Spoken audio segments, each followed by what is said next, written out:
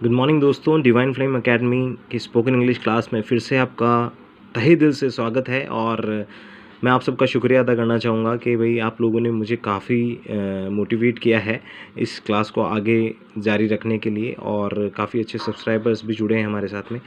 और ये आप सबका प्यार ही है कि आज मैं फिर से हाजिर हूँ एक नई क्लास लेकर, जो कि शायद आपको और अच्छी मदद करेगी। और आइए दोस्तों शुरू करते हैं। कल जो हमने पढ़ा था वो बेसिकली था नाउन और वर्ब। तो नाउन जो होता है वो नाम होता है, किसी भी चीज़ का नाम है तो वो नाउन होता है। ठीक है, राम श्याम सीता गीता जो भी है वो नाम ही है, और नाम होता है तो नाउन है। सिंपल सा, कुछ रॉकेट साइंस नहीं है। दूसरा कॉन्सेप्ट था वर्ब। वर्ब मतलब जिसके पीछे भी, जिस शब्द के पीछे भी ना आ जाता है, तो चाहे वो हंसना, खेलना, रोना, धोना, पीना, नहाना जो भी है, इससे हम इजीली पता लगा सकते हैं। देखिए, सबके पीछे ना ना ना ना ना। हंसना मतलब लाफ, खेलना मीन्स प्ले, रोना वीप, पीना ड्रिंक, सोना स्लीप। इस तरह से हम पता लगा सकते हैं आसानी से कि ये वर्ब है। कोई बड़ा कॉन्सेप्ट रन नहीं करना, छोटा सा कॉन्सेप्ट है, 2 सेकंड का कॉन्सेप्ट है, जिसमें आप इजीली समझ जाते हैं। ये ट्रिक्स हम इसलिए काम में लेते हैं दोस्तों, क्योंकि देखिए हर जगह भी ट्रिक अप्लाई नहीं होती है, हम सब जानते हैं। लेकिन जहाँ अप्लाई होती है वहाँ पर इन्हें समझना काफ़ी आसान रहता है। ठीक है, तो हम शॉर्ट में हर चीज़ को समझने की कोशिश करेंगे। आज मैं आपको नया टॉपिक जो है वो है हमारे पास सब्जेक्ट, जिसे हम हिंदी में कर्ता के नाम से जानते हैं। और ये एक्चुअली ये जो टॉपिक्स हैं मैं इसलिए ले रहा हूँ क्योंकि ये हमारे सेंटेंस फ्रेमिंग में हमारी बहुत मदद करने वाले हैं। जब हम सेंटेंस बनाते हैं तो हमें काफ़ी दिक्कतों का सामना करना पड़ता है, लेकिन जब हम इन कॉन्सेप्ट को इजीली समझ जाते हैं तो हमें सेंटेंस को बनाने में तकलीफ बिल्कुल भी नहीं होती। ठीक है दोस्तों, तो सब्जेक्ट हमारे पास 2 तरह के होता है। एक होता है नाउन, दूसरा होता है प्रोनाउन।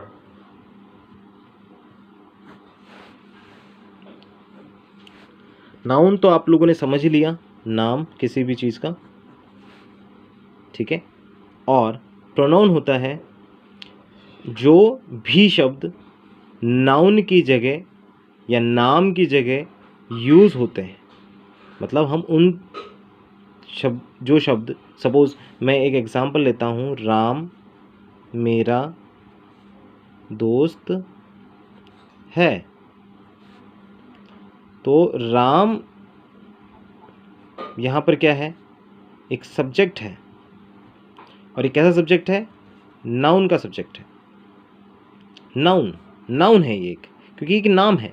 लेकिन सपोज करें कि हम इस राम की जगह सिर्फ ये लिखें, वह मेरा दोस्त है, तो यहाँ पर वह क्या है, राम की जगह यूज़ हुआ हुआ शब्द है। वह क्या है, राम की जगह नाम यूज़ ना करके मैंने वह यूज़ कर लिया, तो वह क्या हो गया, प्रोनाउन हो गया। यानी जो प्रोनाउन होगा वो नाउन की जगह यूज़ होने वाला शब्द होगा प्रोनाउन। ठीक है दोस्तों, अब जो बेसिक प्रोनाउन हमारे लिए काम में आते हैं वो समझने की ज़रूरत है। सिर्फ he, she, it, I, you, we, they, ये सबसे अहम प्रोनाउन है हमारे लिए। ही, ये आप सभी जानते हैं कि पुल्लिंग के लिए हम ही यूज़ करते हैं, स्त्रीलिंग के लिए हम शी यूज़ करते हैं, मेल के लिए ही, फीमेल के लिए शी। इट जो यूज़ होता है, अब देखिए यहाँ पर थोड़ा समझने की ज़रूरत है हमें। IT इट, जब हम इट यूज़ करते हैं तो हमारे मन में कई कन्फ्यूज़न होते हैं कि इट आखिर यूज़ होता किसके लिए है, बेसिकली ये कॉन्सेप्ट बना किसके लिए। तो कई लोगों का मानना होता है ये सिर्फ निर्जीव के लिए है, लेकिन ऐसा नहीं है। ये सिर्फ निर्जीव चीज़ों के लिए ही नहीं, जानवरों के लिए भी यूज़ होता है। जी हाँ, जानवरों के लिए भी यूज़ होता है। मैं आपको नए तरीके से इसको समझाने की कोशिश करता हूँ। ही और शी, मान लीजिए एक पृथ्वी है, मैंने एक गोला बनाया, ये पृथ्वी है, ठीक है, और थोड़ा बड़ा गोला बना देता हूँ, इसमें ईंट भी रहता है, ठीक है। ये है पृथ्वी पूरी, ही शी इट इसके निवासी है, ठीक है। पहले गलत बना दिया था, ही शी भी बनाया था, बट ये गलत है, लेकिन अभी सही कर दिया मैंने इसको। ही शी इट ये पृथ्वी के निवासी हैं, ठीक है। लेकिन ही और शी को हमने मंगल ग्रह पे भेज दिया, किसी दूसरे ग्रह पे भेज दिया। तो दोस्तों बताइए आपके सामने कि यहाँ क्या बचा, सिर्फ और सिर्फ इट, ठीक है। तो ये भी एक समझने का तरीका है, यानी जो कुछ बचा इस धरती पर वो इट है, वो इट है। चाहे वो पेड़ पौधे हों, पत्थर हो, जानवर हो, गाय बैल बकरी भैंस, जो भी है वो सभी इट में काउंट होंगे। यानी कि इंसानों के अलावा हम सभी पर इट यूज़ कर सकते हैं। तो ये चीज़ है।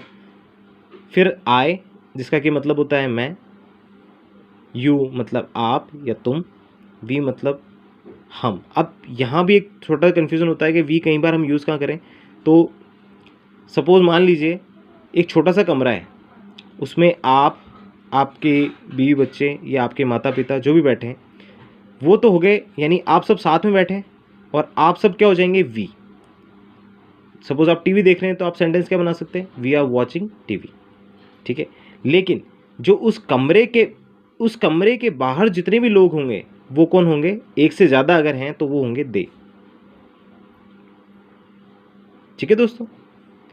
यानी वे सब, यू तक आप समझ गए। वी जो कमरे के अंदर होते हैं या एक साथ होते हैं, एक से ज़्यादा जने, उनके लिए हम यहाँ क्या यूज़ करते हैं, वी।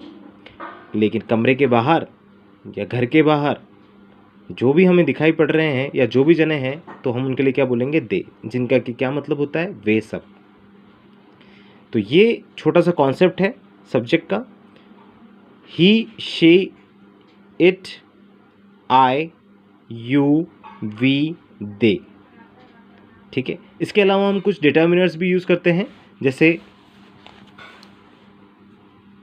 दिस, दैट, दीज और दोज, ये भी हम यूज़ करते हैं। दिस और दैट ये हमेशा सिंगुलर के लिए आता है, सिंगुलर यानी जो सिंगल होता है, ठीक है। सपोज़ ये एक पेन है, ठीक है, ये पेन मेरे बिल्कुल पास में रखा हुआ है, ठीक है। तो मैं क्या बोलूँगा, this is a pen, this is a pen. अब देखिए दोस्तों, ये मेरे बिल्कुल पास में है, मैं इसको टच कर सकता हूँ, लेकिन सपोज़ यही पेन मैं अगर मुझसे दूर रख दूँ, जिसको मैं टच तो कर सकता हूँ लेकिन वो मुझसे थोड़ा दूर है, तो मैं क्या बोलूँगा, that is a pen, that is a pen. और ये भी चीज़ ध्यान रखनी होगी कि ये सिंगल है, ये एक से ज़्यादा नहीं है, ये एक ही है। तो इसके लिए मैं दिस और दैट, यह और वह, यह अगर ये मेरे बिल्कुल पास में होगा तो ये होगा दिस, अगर ये मुझसे दूर होगा तो ये होगा वह, यानी दैट, यह वह, सिंगल। ठीक इसी प्रकार दीज, THESE, दीज।